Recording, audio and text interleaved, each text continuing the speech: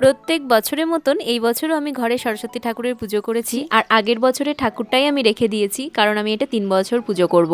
পেছনের যে স্ট্রাকচারটা দেখেছো ওটা আমার বাবা করে দিয়েছে। আমারই ওড়না আর প্লাস্টিকের গাঁদা ফুলের মালা দিয়ে আমি ঠাকুরটা সাজিয়েছি। অনেকেই 2 তারিখ পুজো করেছে, আবার অনেকেই 3 তারিখ সকালে। তো আমাদের সকালবেলায় পুজো হয়ে গেছে।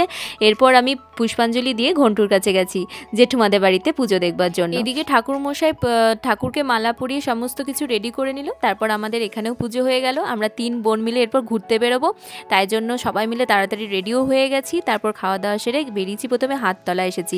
কি সুন্দর ছাতার প্যান্ডেলটা করেছে, তোমাদের আর কি বলি। আর কি সুন্দর ঠাকুরটাও করেছে, দেখো অসাধারণ। তারপরে গেছিলাম আমাদের হাই স্কুলের ঠাকুর দেখতে। তো হাই স্কুলের ভেতরে আর ভিডিও করিনি, একটা ছবি তুলে নিয়েছি, সেটা শেষে দেওয়া থাকলো। আর এটা হাই স্কুলের সামনে। এই ঠাকুরটাও বেশ সুন্দর হয়েছে। আর প্রচণ্ড রোদ ছিল, তাই আর বেশি ঘোরাঘুরি করিনি, বাড়ি চলে এসেছি। সরস্বতী পুজোটা এইভাবেই কাটিয়েছি। ভিডিওটা ভালো লাগলে লাইক করো। দেখা হচ্ছে নেক্সট ব্লগে।